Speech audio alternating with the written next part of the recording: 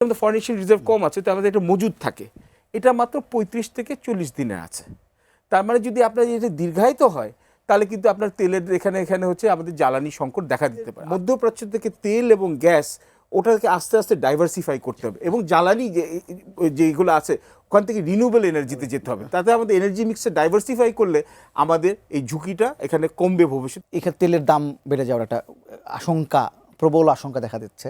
বাংলাদেশে আমি যেটা বলছিলাম, বাংলাদেশে যারা প্রবাসী কর্মী আছে, যাওয়া আসা, এরই মধ্যে ফ্লাইট অনেকগুলো ক্যান্সেল হয়েছে, সেখানে প্রবাসী যাদের কর্মী আছে তাদের একটা ব্যাপার আছে।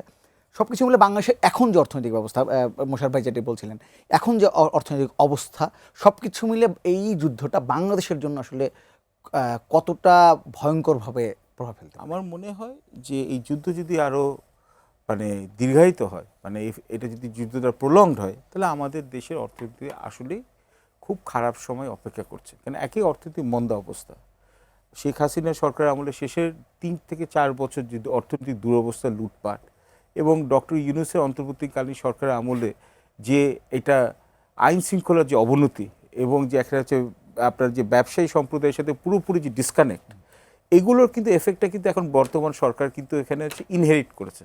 তো এখন এটাকে কাটানোর আগেই, এখন তো এই 2 সপ্তাহ হয়েছে হয়তো সরকারের, ম্যাক্সিমাম 15 দিন, তো আধা মাসও হয় নাই, তার এত বড় চ্যালেঞ্জ।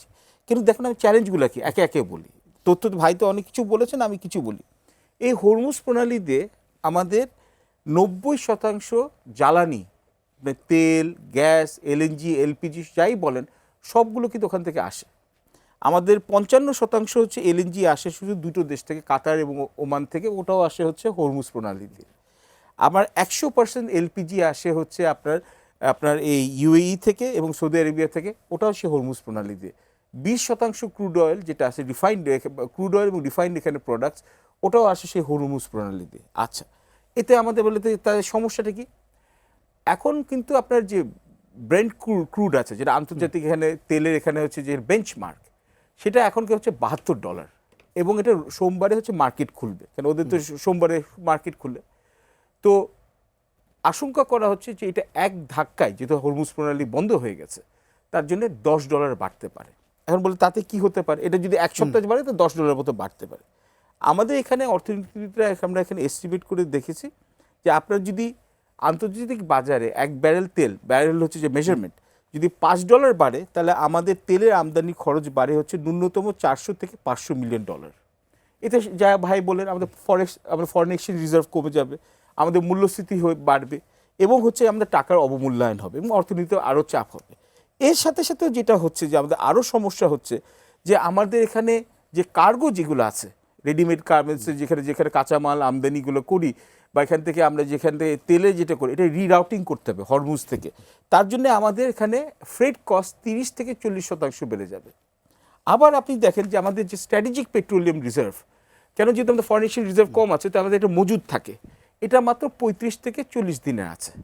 তার মানে যদি আপনার যদি দীর্ঘায়িত হয় তাহলে কিন্তু আপনার তেলের এখানে এখানে হচ্ছে আমাদের জ্বালানি সংকট দেখা দিতে পারে। আশা করি অতদিন এখানে সংকটটা হবে না।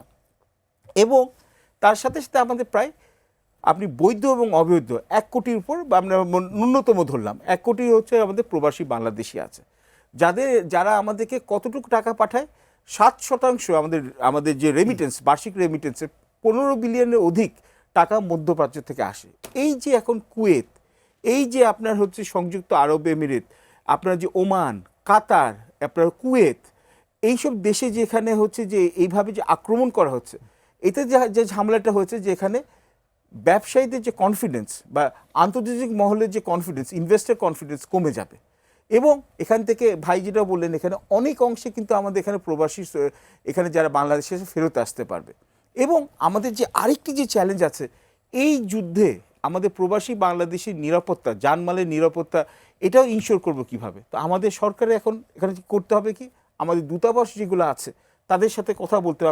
আমার মনে আশা করি শুরু করেছে, যাতে তারা 24/7 24 ঘন্টার সপ্তাহে 7 দিন হেল্পলাইন পায়, এবং যাতে এদেরকে যেখানে ওয়ার এফেক্টেড জায়গা আছে ওখান থেকে সেফ শেল্টার করতে পারে। এবং যদি যুদ্ধ দীর্ঘায়িত হয়, যেমন হচ্ছে আমাদের 1990 গালফ ওয়ারে বা 2003 সালে আমরা IOM এর সাথে কথা বলে বা আপনাদের ইউনাইটেড নেশনসের কথা বলে কিন্তু ওদের প্রত্যাবর্তনের চেষ্টা করেছিলাম, বা আমাদের পার্শ্ববর্তী দেশ যেটা আছে ভারত বা পাকিস্তান, তাদেরও তো অনেক এখানে প্রবাসী আছে, তাদেরকে নিয়ে আসার জন্য ওদের সাথে আবার সম্পৃক্ত হতে হবে। কেন এই প্রবাসী ভাইদের জন্যই কিন্তু আমাদের দেশে অর্থনীতির চাকাটা চলে।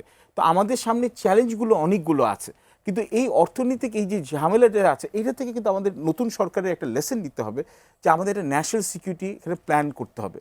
যে এইগুলো কেন মধ্যপ্রাচ্যে কিন্তু আমাদের ঘন ঘন কিন্তু এরকম সমস্যার সামনে আরও বাড়তে পারে। তো এর জন্য আমাদের ডিফেন্স মিনিস্ট্রি, আমাদের এখানে কমার্স মিনিস্ট্রি, ফাইন্যান্স মিনিস্ট্রি, আমাদের সেন্ট্রাল ব্যাংক, বাংলাদেশ ব্যাংক এবং আমাদের প্রবাসী কল্যাণ যেটা আছে, এবারে এরা সাথে হচ্ছে যে প্রাইম মিনিস্টার্স অফিসের আন্ডারে একটা কমিটি করে কন্টিনজেন্সি প্ল্যান করতে হবে, এবং আমাদের মধ্যপ্রাচ্য থেকে তেল এবং গ্যাস ওটাকে আস্তে আস্তে ডাইভার্সিফাই করতে হবে, এবং জ্বালানি যেগুলো আছে ওখান থেকে রিনিউয়েবল এনার্জিতে যেতে হবে। তাতে আমাদের এনার্জি মিক্সে ডাইভার্সিফাই করলে আমাদের এই ঝুঁকিটা এখানে কমবে ভবিষ্যতে। কিন্তু এটা হচ্ছে দীর্ঘমেয়াদী একটা আসছে আপনার কাছে। আমি একটু